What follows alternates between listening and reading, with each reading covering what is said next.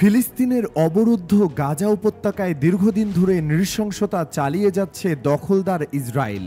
চলমান এই অবরোধের কারণে অপুষ্টির মাত্রা আশঙ্কাজনক হারে বৃদ্ধি পেয়েছে বলে হুঁশিয়ারি দিয়েছে বিশ্ব স্বাস্থ্য সংস্থা।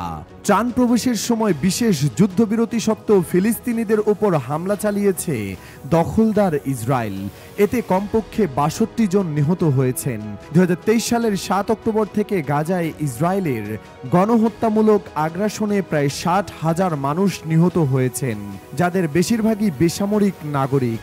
এই হামলায় গাজা পুরোপুরি ধ্বংসস্তূপে পরিণত হয়েছে এবং প্রায় পুরো জনসংখ্যায় বাস্তুচ্যুত হয়ে পড়েছে। এমন পরিস্থিতিতে গাজায় যুদ্ধবিরতি নিয়ে আলোচনার টেবিল হঠাৎই থমকে গেছে। আর এর জন্য সরাসরি ইসরায়েল ও যুক্তরাষ্ট্রকে দায়ী করলেন হামাসের কাতার ভিত্তিক শীর্ষ নেতা খলিল আল হাইয়া। রোববার এক টেলিভিশন ভাষণে আল হাইয়া বিস্ফোরক ভাষায় বলেন, বর্তমানে এই চরম খাদ্য সংকট ও মানবিক বিপর্যয়ের মধ্যে আলোচনার কোনো অর্থই নেই। আলোচনা চলছে আর গাজায় মানুষ মরছে, এটা চলতে পারে না। তিনি দাবি করেন, আলোচনার সর্বশেষ দফায় হামাস সব ধরনের নমনীয়তা দেখিয়েছে এবং স্পষ্ট অগ্রগতি অর্জিত হয়েছিল। মধ্যস্থতাকারীরা আশ্বাস দিয়েছিলেন ইসরায়েল জিম্মি ও বন্দি বিনিময়ে সেনা প্রত্যাহার এবং ত্রাণ প্রবেশের বিষয়ে ইতিবাচক সাড়া দিচ্ছে, কিন্তু বাস্তবতা ছিল ঠিক উল্টো।